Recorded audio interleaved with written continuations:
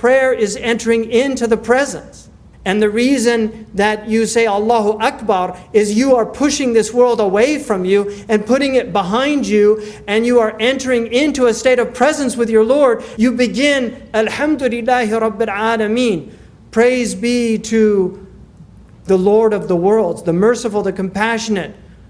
Ar-Rahman Ar-Rahim, Maliki Yawmiddin, the sovereign of the day of judgment, or the master of the day of judgment. And then you speak directly. This is in Arabic called iltifat, where you move from a third person tense, what they call khitab al-ghaib, to khitab al-hadir, where you move from speaking to somebody who's absent to speaking to somebody who's present. Iyaka na'budu, to you alone we worship. Iyaka nasta'in, to you alone we seek help.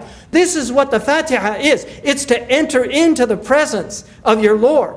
It's not just to go through these motions, this perfunctory act that you have to do 5 times a day. That this is about coming to intimate discourse with your Lord. And then you speak to your Prophet directly. Assalamu alayka ayyuhan nabi. Peace be upon you. That's not salamu alayhi, assalamu alayka, because you understand that there is a spiritual presence. The Prophet ﷺ said, تُعْرَضُ عَلَيَّ أَعْمَالُكُمْ. I see your actions. This is a Sahih Hadith in Al-Bazar. I see your actions in the grave. فَإِذَا وَجَدْتُ خَيْرًا حَمِدْتُ اللَّهِ وَإِذَا وَجَدْتُ شَرًّا أَسْتَغْفَرْتُ لَكُمْ. If I see good, I praise God, that these are my people, that I taught them to do good and they're doing good. And if I see you doing wrong, I ask forgiveness. He doesn't curse us. He doesn't say, why aren't they doing good? He asks forgiveness for us.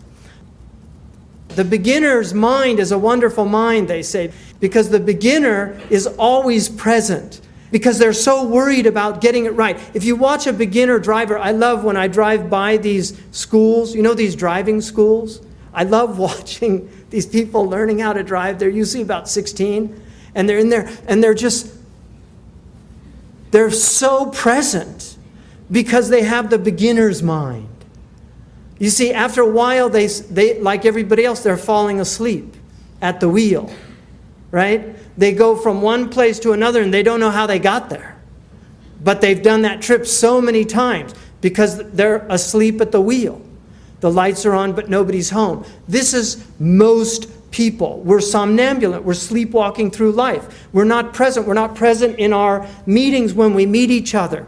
We go through the motions, we shake the hands, we don't really hear the names. When I lived with the Bedouin in Mauritania, one of the things that really floored me about some of the Salihin amongst them, one lady, and a very dear lady to me, she was the wife of my teacher and she died a few years ago, Maryam bint Boueba.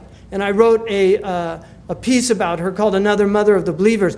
Maryam asked me when I first arrived there in 1984, she asked me if I had family, and I said, yeah, and she said, what are their names? And I said, well, I've got, my mother's name is Elizabeth, and my father's name is David, and my brother's name, I have 2 brothers, one's name is John, and the other's Troy, and then I have 4 sisters. I have Kathleen, Patricia, Elizabeth, who's now called Nabila, and Mariah. And I didn't think anything of it. After I left that period, there were 10 years before I went back. When I first saw Maryam, after 10 years, she said to me,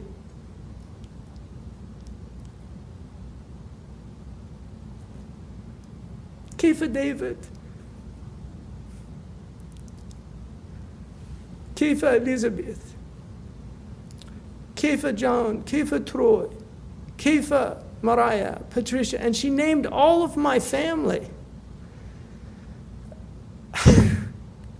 And it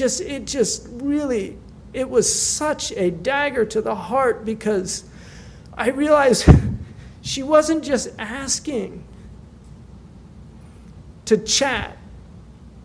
She wanted to know their names. And she internalized their names. And 10 years later, she could recall names that she'd never heard in her life because they're not Arabic names and she only knew Arabic. And I was just so stunned. But She was a present human being. She did dhikr all the time. That was her life. She spent her life serving the students of that place. She knew every name of every student that ever came to that. And Aisha met her and remembers her. You know, she was present. And this was from practice. This was from just the monotony of every day working on your presence with God. Because when you're present with God, you're present with the creation of God. You start noticing things like the wind in the trees. You start noticing the subtleties of everything that's around us. It becomes real.